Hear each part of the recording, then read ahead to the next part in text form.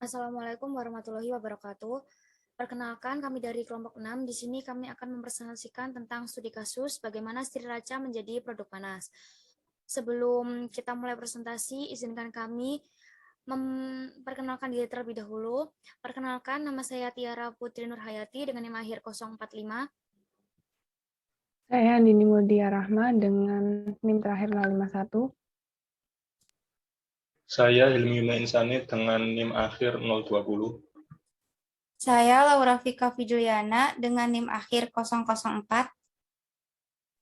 Saya Ngesitias Utami dengan NIM akhir 013.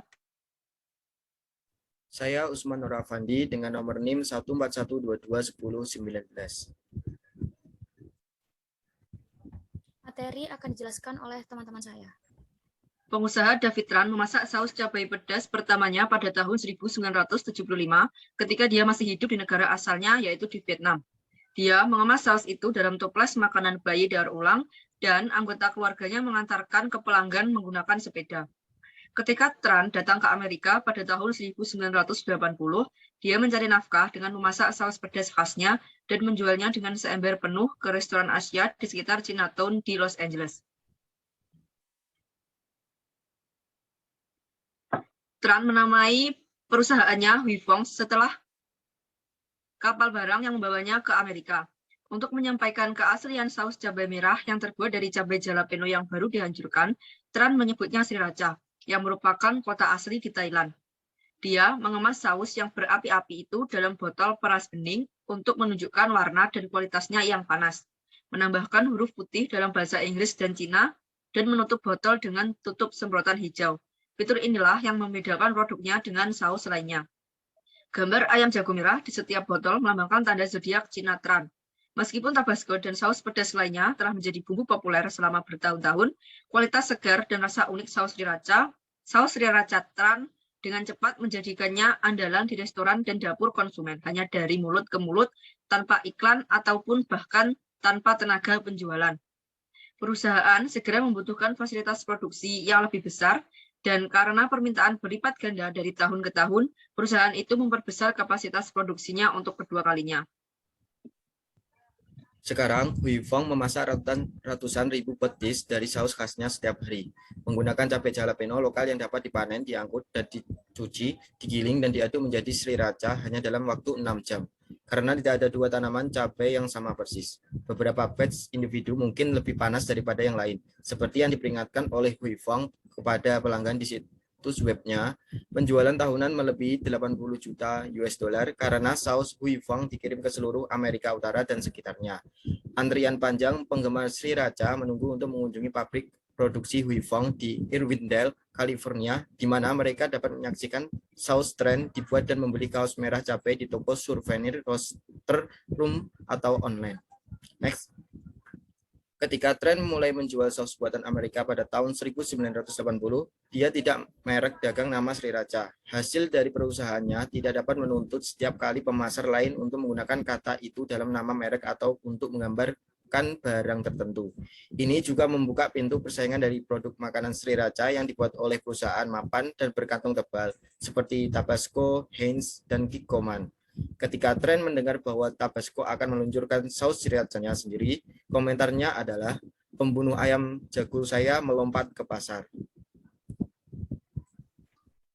Terlepas dari persaingan sriracha, Tran percaya bahwa penggunaan kata sriracha secara luas berfungsi sebagai bentuk iklan untuk produknya, yang diposisikan sebagai pelopor kategori sriracha. Pengusaha juga memanfaatkan ketenaran sebagai pencetus sriracha untuk menjalin kemitraan dengan pemasar makanan yang ingin menambahkan rasa sausnya ke produk mereka.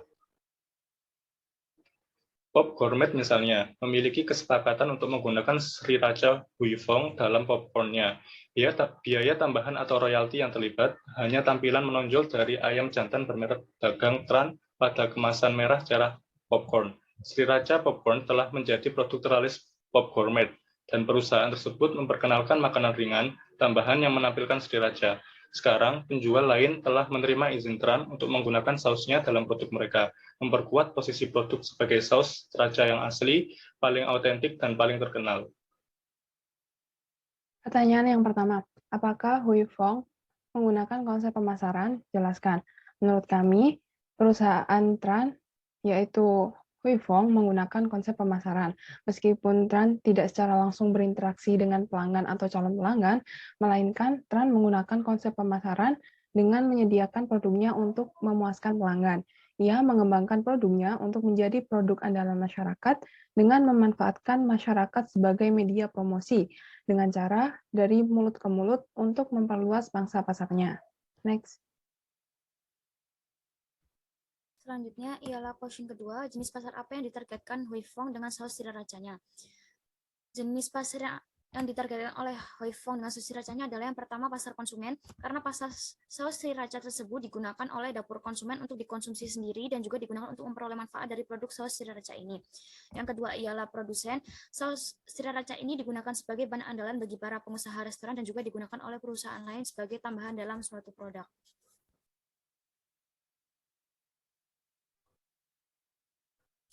Pertanyaan ketiga, dari 4 kategori variabel segmentasi, yang paling penting untuk strategi segmentasi Huifeng dan mengapa? Menurut kelompok kami, segmentasi yang paling tepat untuk Huifeng adalah segmentasi behavioristik atau perilaku, karena segmentasi ini mengelompokkan konsumen berdasarkan cara mereka membuat keputusan dalam berbelanja, bagaimana interaksi mereka dengan produk, dan maupun website.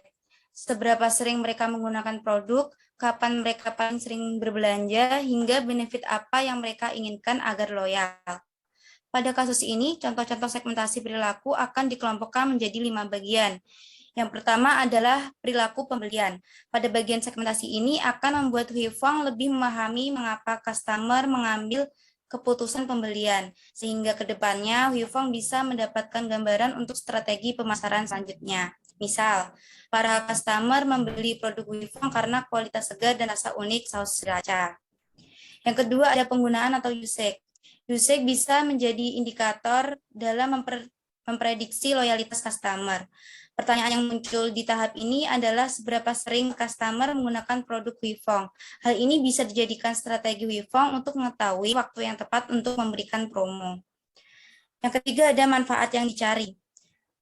Ketika customer melakukan research untuk produk atau layanan yang ditawarkan, perilaku mereka ini bisa menjadi insight untuk mengetahui benefit spesifik apa yang paling menjadi prioritas mereka.